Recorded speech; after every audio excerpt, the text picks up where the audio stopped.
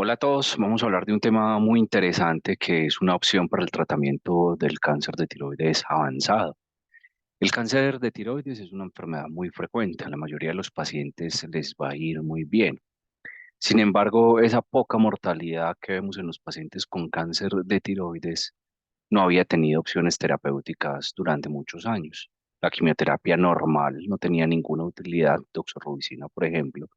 Posteriormente fueron saliendo más moléculas como sorafenib, después tuvimos lenvatinib, después los estudios con cabozantinib y ya tenemos disponibilidad de moléculas para alteraciones moleculares específicas, bien sea para fusiones en red como los rearreglos red-PTC para cáncer de tiroides o las fusiones en NTRK.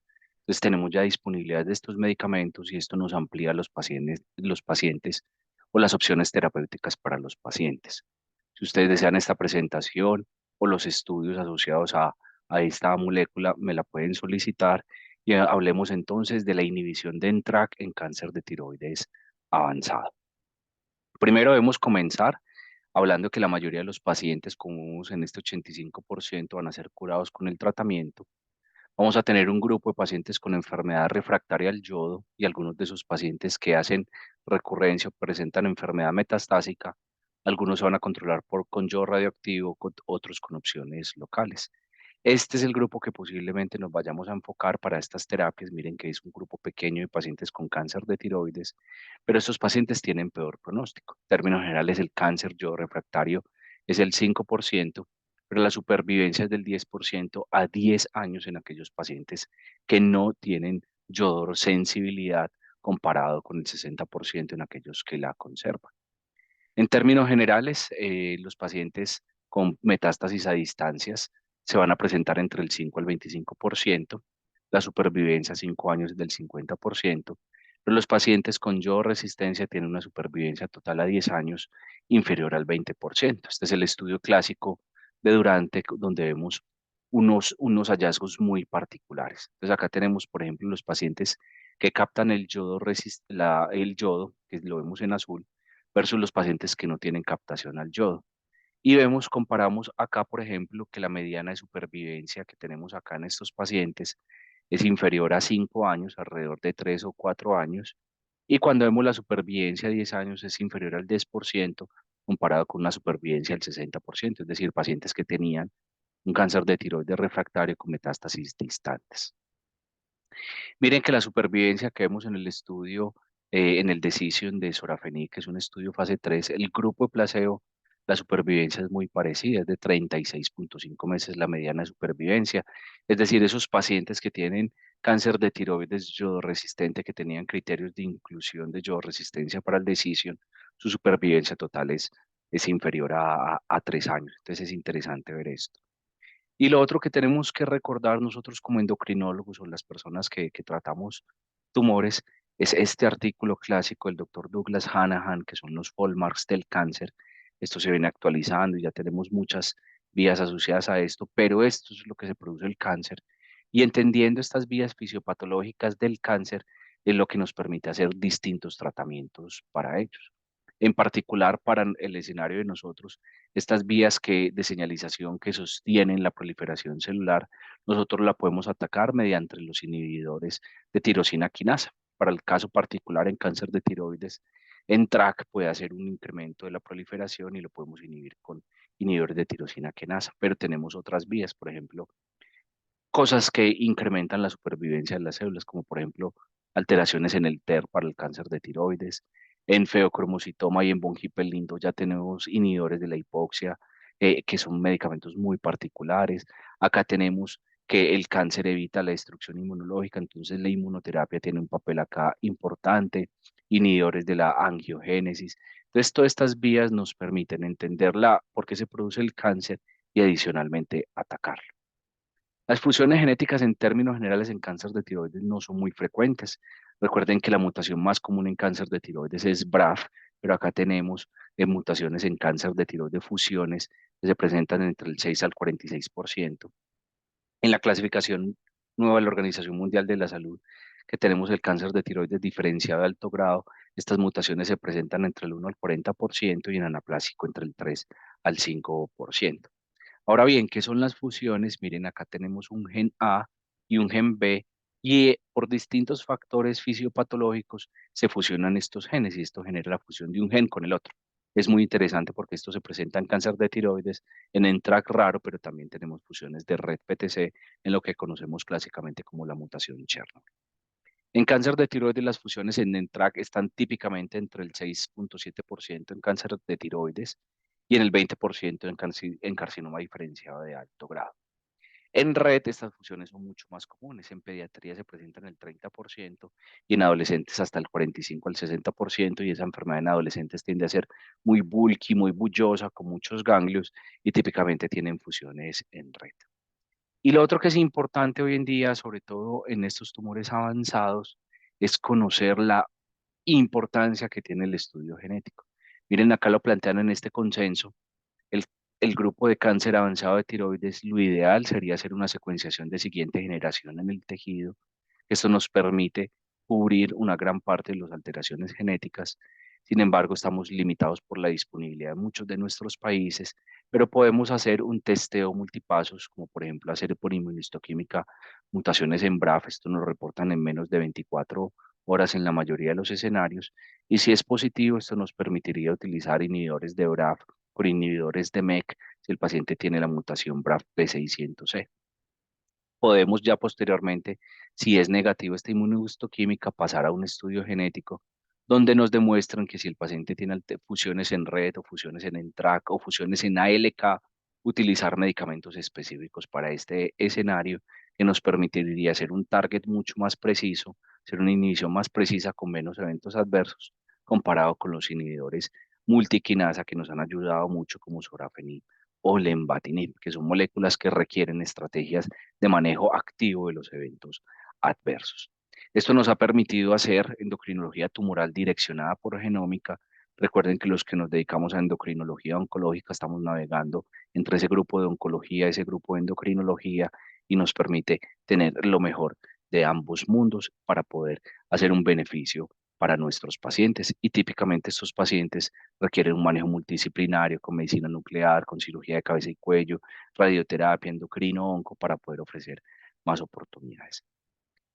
Esto que ha hecho que tengamos ya hoy en día muchas opciones. Ya tenemos el estudio de Cision con sorafenib, tenemos el estudio del Embatinib con el SELECT, tenemos estudios de dabrafenib, trametinib, tenemos los estudios de la inhibición de NTRK, que es una molécula que independientemente de donde esté el tumor, si tiene fusiones en NTRK, lo podemos utilizar y tenemos inhibidores de NTRK. Entonces ya tenemos muchas opciones para nuestros pacientes con cáncer de tiroides. Entonces para Colombia específicamente, de estos que tenemos acá, solo tenemos larotrectinib, desafortunadamente aprobado. Sí tenemos dabrafenib y trametinib, pero no está aprobado para cáncer de tiroides. Tocaría justificarlo como un segundo uso y esperamos que en los próximos años tengamos el percaptinib y pralsetinib, porque ya tenemos pacientes con cáncer medular de tiroides en que utilizamos de manera off-label o sorafenib o lenvatinib. Cabozantinib está disponible ya para Colombia, pero no aprobado para cáncer de tiroides. Posiblemente el otro año sí, pero son oportunidades para nuestros pacientes. Y miren que esta célula de cáncer de tiroides ya tenemos muchas vías para inhibirlas. Tenemos desde el punto de vista para papilar de tiroides, lenvatinib, sorafenib, cabozantinib está probado que inhibe el receptor de VEGF. Tendríamos en algunos escenarios apropiados inmunoterapia, sobre todo en pacientes que tengan alta carga mutacional o que tengan alteraciones de los microsatélites. Sería muy interesante, pero miren que esta vía es cada vez más compleja y la ventaja es que tenemos más opciones. En track, ¿en quiénes es más común? Es más frecuente en niños esta fusión que en adultos. Típicamente se presenta más en pacientes que su BRAF sea wild type o que la inmunistoquímica o la mutación BRAF B600 sea negativo, y es más frecuente en ATA riesgo intermedio o riesgo alto. El TRAC es muy interesante, su papel es en el desarrollo funcional del sistema nervioso. Tenemos tres genes en TRAC uno, 2 y 3, o tres proteínas con A, B, C, y los ligandos de estos son las neurotrofinas. Acá vemos, por ejemplo, como un ejemplo de señalización de un receptor TRK, cómo se une su factor de crecimiento derivado de la neurona, estos factores de crecimiento neuronales, se unen, activan estos receptores tipo tirosina quinasa, que típicamente son dos homodímeros, y hacen vías de señalización que van a activar típicamente RAS, RAF, MEK, ERK en la vía clásica que conocemos en cáncer de tiroides o PI3K, AKT. Lo interesante de los inhibidores de NTRK es que van a hacer esta inhibición y nos va a inhibir esas vías de señalización. TRKA es una vía de señalización de RAS MAP quinasa. TRKB es la vía de señalización de RAS PI3K. TRKB, que correspondería a NTRK2, típicamente no se ha reportado en cáncer de tiroides, excepto un reporte de caso en anaplásico. Y TRK6C o NTRK3 activa la vía de la fosfoinositol 3 quinasa y AKT para la prevención de la apoptosis. En cáncer de tiroides, como ya les voy a mostrar más adelante, típicamente tenemos fusiones es en NTRK1 y en NTRK2. Estos son los mecanismos oncogénicos asociados a los receptores de tirosina de TRK, se hacen rearreglos cromosomales, se genera una fusión de NTRK con otra proteína y esta proteína va a generar una actividad constitutiva de TRK y esto va a hacer que se promueva la proliferación y la diferenciación celular. Acá vemos, por ejemplo, en track 1, en track 2 y en track 3. En track 2 típicamente hasta la fecha no lo tenemos en cáncer de tiroides como frecuentemente. Lo más común es en track 3 y en track 1. Y en track 3 típicamente el gen o el partner de fusión es ETB6, como vemos acá, raramente ML4 y BTB1. Y en track 1 tenemos estos compañeros acá como genes de fusión, como TP53, PPL, TPR, TFG, entonces son algo que se los van a reportar a ustedes en el estudio genético. En otras bases de datos, la frecuencia de NTRK en cáncer de tiroides es un poquito más bajita, en 1.9%, pero en TRK se ha descrito también en otros tumores. Entonces, esto es importante para otros colegas que no ven cáncer de tiroides y no ven otro tipo de tumores. Y hay muchos tumores en los que presenta. Acá tenemos carcinoma de tiroides, pero también en cáncer de tiroides, en colangiocarcinoma, en glioblastoma, en pulmón, en mama. Entonces, tenemos varios tumores en los que se presentan estas fusiones de NTRK. Este es el estudio clásico donde evalúan la frecuencia, donde nos dicen que en cáncer de tiroides en adultos es del 6.9%. Profundicemos un poquito en este estudio. Evaluaron 989 pacientes, de ellos 81, 851 el carcinoma papilar de tiroides, 86 medulares de tiroides, 19 carcinomas foliculares, 13 anaplásicos y 10 pobremente diferenciados. Y se excluyeron muestras que fueran positivas para BRAF, NRAS, HRAS, KRAS, porque estas mutaciones son típicamente excluyentes. Entonces encontraron 59 pacientes con fusión en NTRK, es decir, de la totalidad de pacientes con PTC es el 6% de la totalidad. Sin embargo, si es BRAF negativo, ya esta posibilidad incrementa al 22%. Listo. Y no es mutuamente excluyente con TP53. Listo. Y se encontró en el 20% de los pacientes con carcinoma de tiroides pobremente diferenciado. Acá vemos que la fusión más común es TB6 en TRAC3, como ya les había mencionado antes. La segunda es en TRAC1 con TPM3, que se presenta en el 8%, y miren que en este escenario no se reporta en TRAC2. Y acá vemos 17 pacientes pediátricos, la incidencia de TRAC es del 16% comparado con adultos, y acá muestran las características clínicas de las fusiones en NTRK.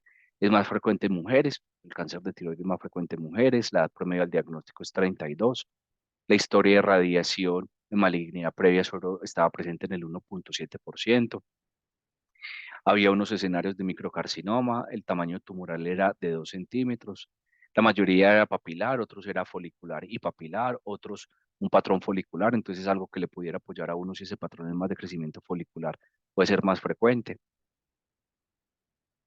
Y en la variante o en la especie de células altas o células claras es más infrecuente, lo mismo que en el pobremente diferenciado.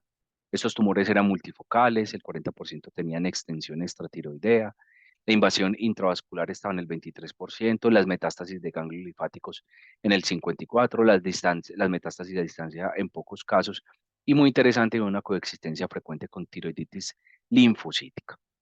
Este artículo es muy bonito, este es de JAMA Oncology, que hace una tabla 1 donde está el doctor Fabián Pitoia como coautor y la doctora María Cabanillas. Se los recomiendo si desean profundizar en esto.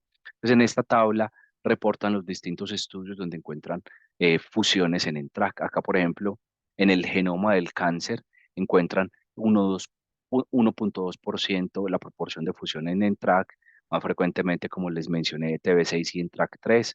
En otro estudio encuentran el 37%, miren que es una N de 8. Por RT-PCR en 11 pacientes de 11 se encuentran con estas fusiones que vemos acá. En otro estudio en 4 de 20 pacientes, en 11.1% en 1 de 9 en pacientes alto o riesgo intermedio, sin mutación en BRAF o en RET, es decir, es seleccionado este escenario. Acá por DNA 5.7 en 4 de 70 casos, 16 en 2 de 12, 2.3% en 12 de 525, que es un estudio mucho más grande, 3.8 en 4 de 106, 14.5 de 62, 17 de 93, 17 de 93, que es el estudio que ya les mencioné en pediatría en adultos, que fue el que profundizamos. En este PECOA 6.7% de carcinoma papilar y 20% del alto grado.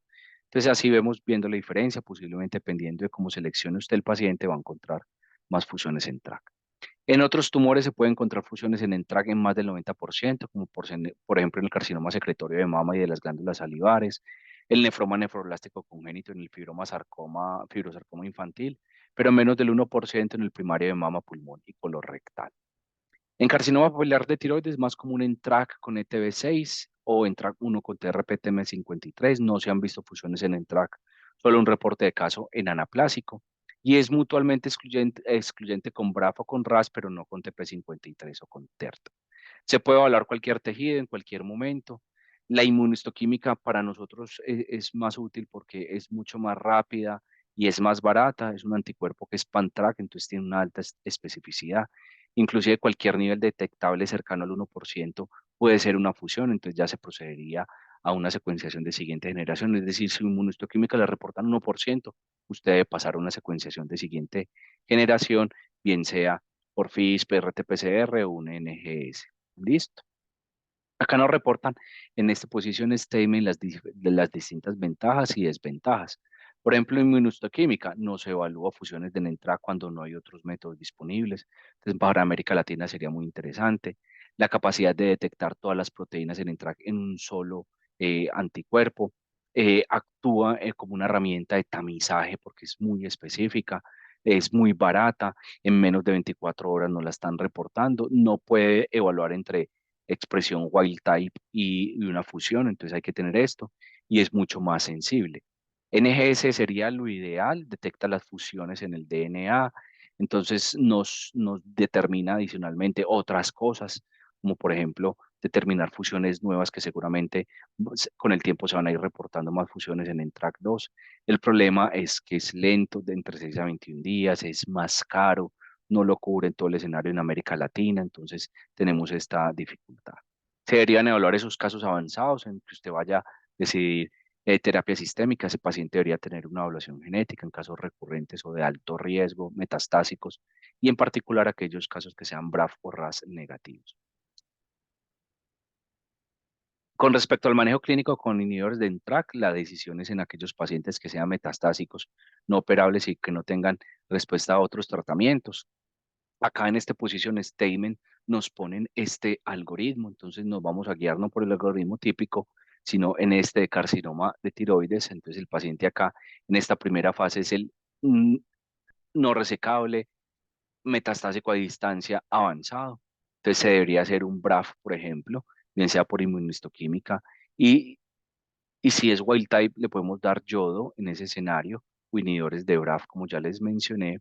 Si es wild type, podemos hacer un estudio genético completo o una inmunistoquímica para PanTrack en este escenario y ya considerar inhibidores de NTRK o de RET dependiendo de la fusión que nos reporte. Yo radioactivo si es una mutación salvaje, o si, pues, perdón, si no tiene una mutación, y los inhibidores de BRAF para BRAF B600E. Posteriormente acá ya nos mencionan cirugía y el paciente que tenga ya enfermedad en el tiempo de desarrollo de su enfermedad yo refractaria, que nos la reportan acá, entre el 5 a 7%, hacer BRAF o hacer un estudio genético y ya considerar inhibidores de NTRK. Y en este paciente que tenga recurrencia, por ejemplo, también podemos considerar este momento para hacer una evaluación genética. Entonces tenemos tres momentos: el paciente que debuta con enfermedad no operable o con enfermedad metastásica o avanzado, el paciente que desarrolla su enfermedad yo resistente o el paciente que presenta una recurrencia en el tiempo. La Arotrectinib, que es la molécula específica, en el estudio fase 1 con 29 pacientes, las tasas de respuesta fueron del 86%, inclusive con dos respuestas completas. Los efectos adversos no son tan frecuentes: mialgia, mareos, incremento en enzimas hepáticas. En la cohorte de cáncer de tiroides, por ejemplo, en este ensayo fase 1, que eran tumores sólidos avanzados, y en los estudios de fase 2 en adultos y adolescentes, incluyeron 28 pacientes con carcinoma de tiroides, y esta molécula se utiliza 100 miligramos cada 12 horas en este escenario. La mayoría eran pacientes con carcinoma papilar, había un grupo con cáncer anaplásico. Como les mencioné, en TRAC 1 y en TRAC 3 eran las mutaciones más frecuentes. Y miren que acá tenemos la respuesta en papilar, acá tenemos en fucsia o en rosado los pacientes con anaplásico, y en las bolitas son los pacientes que tenían metástasis en sistema nervioso central. Entonces nos habla pues de la respuesta. Miren que en la mayoría de los pacientes hay una disminución, por lo menos una estabilidad acá, pero una disminución. Acá tenemos pacientes que tuvieron respuestas completas. Este grupo de anaplásicos sí tienen una menor respuesta, pero posiblemente en cáncer anaplásico de tiroides tengamos que utilizar varias terapias. A la fecha, pues la combinación de inhibidores de tirosina quinasa con inmunoterapia pudiera ser como la mejor respuesta. A propósito de eso, hay un artículo recientemente publicado, les voy a intentar dejar el link, de Inés Califano y el doctor Fabián Pitodia con respecto a este tema. Miren, la duración de la respuesta en algunos escenarios es de 48 meses. Entonces, esos pacientes responden muy bien al tratamiento y la duración de esa respuesta es buena. Se puede presentar resistencia, como vemos en inhibidores de red, pero eso es otro tema. Y la duración de la respuesta, el promedio fue acá, la PFS y la supervivencia total en este grupo es buena, y son pocos eventos adversos comparado con otras terapias. Miren acá que eventos adversos grado 3, grado 4 vemos poco, siendo los más frecuentes fatiga, constipación, mareo, posiblemente por su efecto en sistema nervioso central, ALT incrementó en algún caso, AST, tos, edema periférico. Son eventos adversos que son relativamente manejables en algunos pacientes. Dos pacientes requieren reducción de dosis, pero realmente pues es una molécula relativamente fácil de manejar. En el algoritmo de la NSCN, en el año 2023, ¿cómo nos lo ponen? Acá tenemos los pacientes con enfermedad estructural persistente, enfermedad locorregional recurrente o enfermedad metastásica que no pueda tratar con yodo. Continuamos suprimiendo la levotiroxina. Idealmente, evaluar pruebas genéticas que incluyan ALK, ENTRAC, BRAF, RET, inestabilidad microsatelital, carga tumoral, carga mutacional, perdón, y considerar estudio clínico. En estos pacientes ya nos mencionan, miren, que este régimen preferido categoría 1 es lenvatinib, en categoría más baja nos ponen sorafenib, y útil en algunas circunstancias precisas cabozantinib a la progresión de lenvatinib o de sorafenib, que es el escenario, larotrectinib o entrectinib para pacientes con fusión en TRAC, selpercatinib o pralsetinib en pacientes con fusión de RET o para los pacientes con cáncer medular, pembrolizumab para pacientes con alta carga mutacional, como más de 10 mutaciones por megabase o que tengan inestabilidad microsatelital, daurafenib o trametinib para pacientes con mutaciones BRAF B600E que hayan progresado a otras opciones de tratamiento, y ya considerar estudios clínicos, operar lo que se pueda y en algunos escenarios operar. Nos ponen esta tabla como de evidencia, de envatinib nos lo ponen acá con mejor nivel de evidencia, sorafenib, y útil en algunas circunstancias, cabo, laro, entrectinib, pralsetinib, selpercatinib, pembrolizumab, daurafenib, trametinib. Mire que tenemos ya más opciones: una, dos, tres, cuatro, cinco, seis, siete, ocho, nueve, acá en este escenario, para nuestros pacientes con cáncer de tiroides, cuando antes no teníamos nada. Mensajes finales para ustedes: necesitamos hacer más estudios genéticos en cáncer de tiroides. Ya tenemos más disponibilidad de terapias para nuestros pacientes, y las terapias dirigidas a fusiones generan muy buenas respuestas y son seguras. Les agradezco mucho por su atención, y les deseo un feliz día, feliz tarde o una feliz noche.